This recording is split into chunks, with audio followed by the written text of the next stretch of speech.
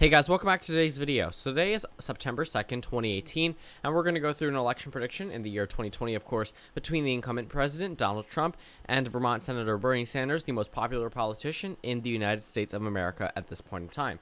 So right now we're going to go through a number of states, and there will be some states that, of course, are going to be solid for the GOP and solid for the Democrats, of course, Bernie Sanders and then Donald Trump for the GOP. So we're going to start off with the GOP states that would be considered solid pretty much in this election.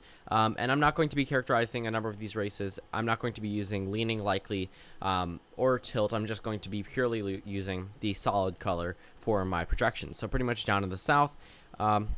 I did not mean to characterize Texas there, but pretty much we can go through a number of these states that are pretty much going to be pretty solid for the president at this point in time, even though Indiana, Missouri, possibly South Carolina could get a little bit closer than people expect. Still, they're going to end up in the Trump column at the end of the evening.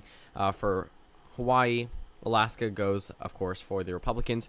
Oregon, Washington, Illinois, pretty much all the same states up across the Northeast are obviously going to go to the Democratic Party, just as the ones across the Midwest and the South are going to go for the GOP.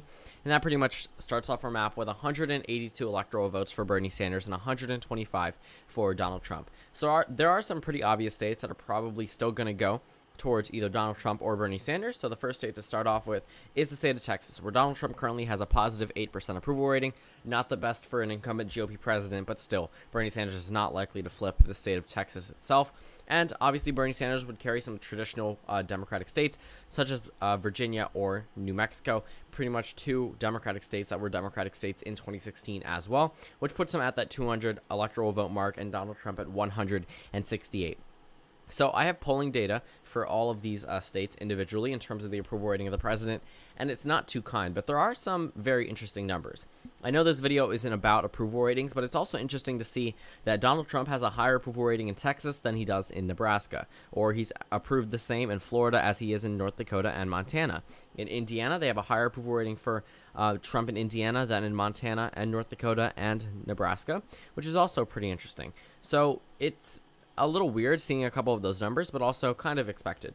And yes, there is some, conservative opposition, as there always is in some of these key Republican states, but that doesn't mean they aren't going to vote for him. To be completely honest with you, when it comes down to swing states, that's when it truly matters, because a state like Utah, which currently disapproves of the president by 1%, doesn't mean it's going into the Democratic column. It just means they possibly just definitely disapprove of the president himself. Remember 2016, a lot of Utah voters flocked to Evan McClellan, which didn't mean they were voting for Hillary Clinton.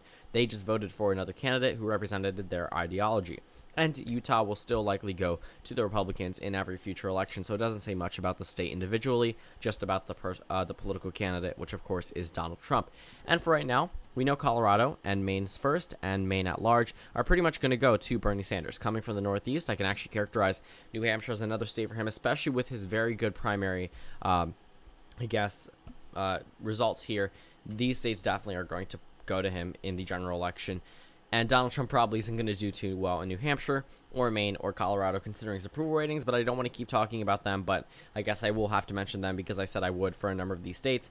Colorado, negative 10% approval rating there. Up in New Hampshire right there, it's negative 14%, which is obviously even worse. And then in Maine, it's actually negative 8%, down from negative 1% earlier in the year. So again, Donald Trump not really gaining any voters, in fact, losing many of his a lot of his voting base. So we can go over to Georgia, which is pretty Republican of a state at this point in time, positively approving of the president by 4%, but also Florida is as well. But Florida is probably a pure toss-up. This is the only one that is going to be very, very hard to have a clear distinction about. A number of these states, we probably know that it's probably going to be 60-40 for whichever candidate wins it, but at this point in time, Florida, with Bernie Sanders as the Democratic candidate, is a pure toss-up. But we will characterize it at the end of this video. North Carolina and Arizona are still two states that I pretty much expect to remain in the column for the GOP, even though we're going to see Ohio and Iowa not filled in yet, even though North Carolina and Arizona did not vote for Trump as much.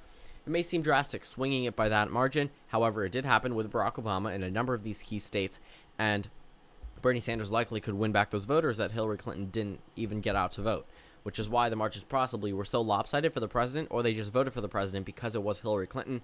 But Bernie Sanders definitely appeals to the Rust Belt and a number of other voters better, but not so much in North Carolina or Arizona at this point in time. But Nevada, a Clinton state from 2016, still likely to go to Bernie Sanders in 2020, especially with Trump's approval rating being there at -7%. So pretty much we finished off around half the United States of America. Nebraska's 2nd district, I'm actually going to flip to the Democratic column. So that is a district that pretty much voted for Barack Obama in 2008 and then drastically swang to the Republican Party, and then all of a sudden went very close in 2016. The representative from that district was a Democrat in 2016, and come 2018 it is a Republican because he was defeated back in 2016. However, still, the 2nd district itself pretty much responds very well to Midwestern candidates, and with Barack Obama sweeping states like Ohio, Indiana, Michigan, Pennsylvania, Wisconsin, Iowa, Minnesota, Illinois, there's no reason why he shouldn't have won the 2nd district, and he was able to win the 2nd district. Barack Obama was a very special candidate. He was able to make states like North Dakota, South Dakota, Montana swing states for whatever reason, and win Colorado, New Mexico, and Nevada, which were all Bush states in 2004. Bernie Sanders may not have the same exact effect, but he also definitely appeals to Midwestern voters a lot better than any other Democratic candidate. For example, Hillary Clinton didn't really win. I mean, she didn't win this district, but she was able to make it close for whatever reason. Donald Trump's unpopularity in Nebraska is possibly showing maybe because of the 2nd district. I honestly do not expect Nebraska to only vote to Trump by 5%, but maybe the 2nd district is skewing some of the popularity results in the state of Nebraska itself. But right now, we can go through some of the Rust Belt states. Minnesota is pretty Democratic of a state. Don't expect much for the GOP there, especially with Trump not really gaining any voters. His negative approval rating here is -14%. Those are not good numbers whatsoever. As for the 2nd district up in Maine, pretty much the entire state of Maine, I do expect to go to Bernie Sanders. I expect him to win back those rural voters that felt disconnected from a Hillary Clinton type candidate. Keep in mind, she was a uniquely bad candidate, so she's not really a generic Democrat. She's not what you would consider a generic Democrat. She was just someone who was the nominee. So Bernie Sanders probably would gain in voters, and Donald Trump, looking at his current approval rating, isn't really gaining on any. But when 2020 does come around, the American opinion will definitely change. But at this point in time, I'm going to put Minnesota and Maine, pretty much the entire state of Maine, in the Democratic column. So Wisconsin, Michigan, and Pennsylvania are all states that I'm going to flip right now, and we're going to go through the approval rating of Donald Trump in each one. So keep in mind, his best showing here is in Pennsylvania. He won the state by 44,000 votes. It is a -7% approval rating. In Michigan, -11%. And then the worst state is the state of Wisconsin, -15%, which surprisingly was the first state called for Donald Trump out of the 3 Rust Belt states back in 2016. So Donald Trump not really gaining any voters, to be completely honest with you. If jobs truly were impacting these people in a positive way, his approval ratings would be up in these states. And a lot of people like to discredit polls. Oh, sure, some were wrong in 2016. But when we have a president who currently has a -15% approval rating or negative double-digit disapproval rating in all 3 of these states, or with the exception of Pennsylvania and a number of these key states, still, looking at those numbers, if it's constant and almost every poll is relaying the same information, does not look good whatsoever for the president. You can sure hide behind one poll that shows the president positively approved of in a number of these states, but still, it's one poll out of hundreds that show the president with a negative approval rating nationwide and in the Rust Belt. So for many people to say, oh, the polls were wrong in 2016, why should I trust them? Then don't trust those Rasmussen polls that show Trump with a 49% approval rating. Or if you are to trust those and nobody else, you also have to trust that Rasmussen shows the Democrats ahead nationwide by 7%. So you can't just take one piece of information, trust it, and then disregard all the others because it fits your agenda. And that's the problem. When I see a number of these comments, well, everyone likes to point out, oh, polls were wrong in 2016. First of all, polls were only wrong in 4 states, and only 3 of them were truly wrong in terms of who was expected to win them by the mainstream media. Wisconsin, Michigan, and Pennsylvania all showed a Clinton victory, but went to Trump. Nevada showed a Trump victory, but went to Clinton. So polling isn't too incorrect, to be completely honest with you. And you can't discredit all polls, considering that people like Nate Silver predicted the 2012 election 100%. And many political pundits predicted the 2008 election, with the exception of a couple states like Indiana, or possibly swapping it with Missouri. So pretty much polling has been consistently accurate in a number of elections. Just 2016 may have been an outlier, only because the media portrayed it to be. It truly wasn't in terms of polling. Every single state except for Wisconsin was within the margin of error. So enough talking about that. We have 24 electoral votes yet to characterize. So pretty much at this point in time, Ohio has a negative 1% approval rating of the president.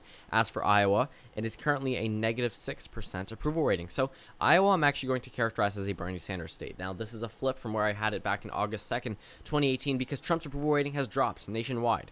Right back in August, it was at 43%. He pretty much leveled off there, but new polling data suggests that the president's approval rating is dropping nationwide, whether because of scandals or anything. To be completely honest with you, it's not a good look for the president. As for the state of Ohio, I'm actually going to characterize that state as a Sanders state. And as crazy as it looks, Ohio and Iowa pretty much aren't too much out of the column for Bernie Sanders. Sure, a lot of things will come out for him because he wasn't the candidate in 2016.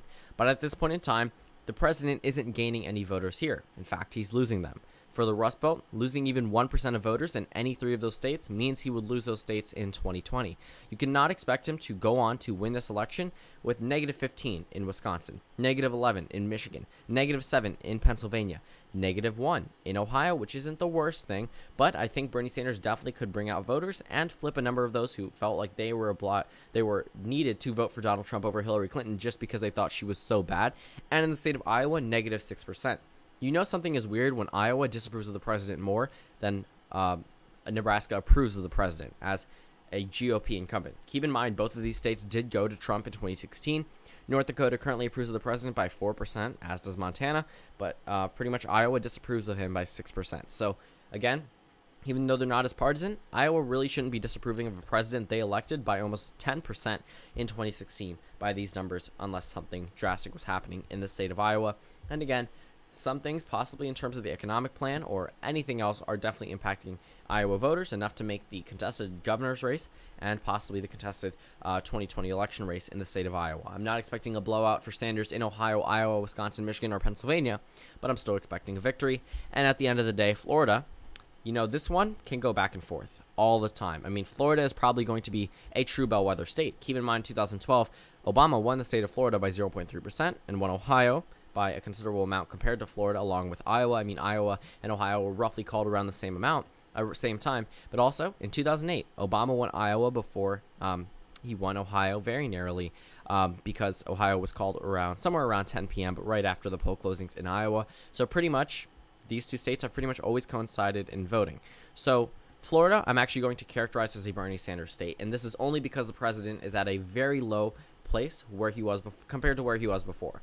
Ohio and Iowa were the only two flips from my most recent prediction on August 2nd, 2018, which isn't too surprising considering I've reviewed a number of those states, not just Iowa and Ohio, but also Wisconsin, Michigan, Pennsylvania, and seen the effect of Bernie Sanders in both the primaries and in the general election for Hillary Clinton. Even though she didn't win those states, I definitely do believe that he would personally win those states in 2020. So we finish off the electoral map with Bernie Sanders, the Democrat, at 333 electoral votes and Donald Trump at 205 electoral votes. Thank you guys for watching this video. Comment down suggestions below, and I will see you all tomorrow.